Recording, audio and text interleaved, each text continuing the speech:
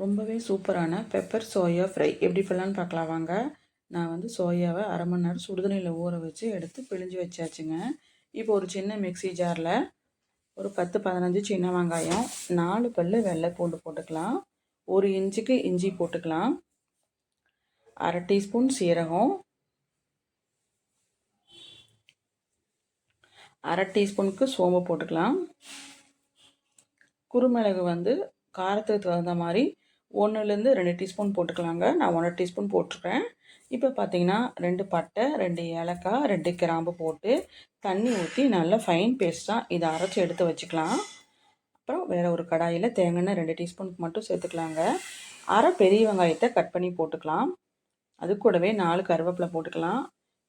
இதை நல்லா வதக்கிக்கலாம்.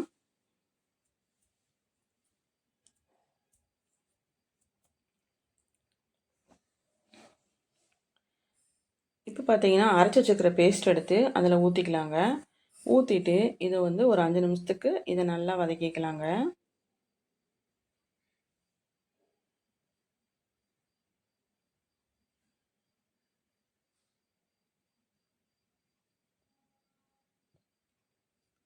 கம்ப்ளீட்டாக அதுலேருந்து எல்லாத்தையும் அதில் போட்டுட்டு இது நல்லா கொஞ்சம் எண்ணெய் பிரிஞ்சு வர வரைக்கும் இது நல்லா வதக்கிக்கலாம். இது பார்த்திங்கன்னா ரச சாதத்துக்கெலாம் தொட்டு சாப்பிட்டிங்கன்னா ரொம்பவே சூப்பராக இருக்கும். ஈவன் டயட்டில் இருக்கிறவங்க இதை வந்து சோயாவை சாப்பிட்டிங்கன்னா ரொம்பவே சூப்பராக இருக்கும். உடம்புக்கு ரொம்பவே நல்லது. அருமையான டேஸ்ட்டில் இருக்கும். குழந்தைகளும் நல்லா விரும்பி சாப்பிடுவாங்க. அப்படியே சிக்கன் டேஸ்ட்லேயும் இருக்குங்க.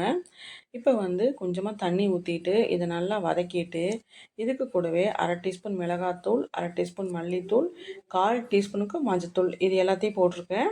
போட்டுட்டு அதையும் நல்லா வதக்கிக்கலாம்.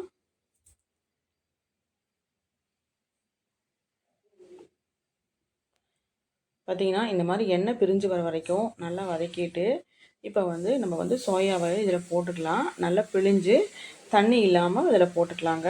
போட்டுட்டு நல்லா அதையும் சேர்த்துட்டு உள்ளே வந்து மசாலா பிடிக்கிற மாதிரி நல்லா வதக்கி விட்டுக்கலாம்.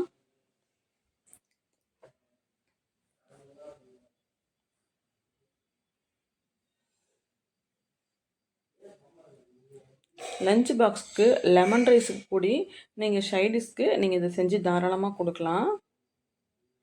பார்த்திங்கன்னா மசாலாலாம் எல்லாமே உள்ளே பிடிக்கிற மாதிரி இது எல்லாத்தையுமே நல்லா வதக்கிக்கலாம். கொஞ்சமாக அரை டம்ளருக்கு தண்ணி ஊற்றி இதை நல்லா வேக வச்சு எடுத்துக்கலாம்.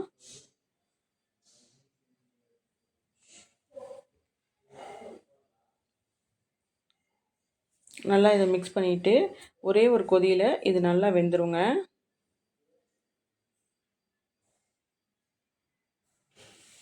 அவ்வளோதான். இது நல்லா தண்ணி சுண்டி வந்துருச்சு இந்த மாதிரி.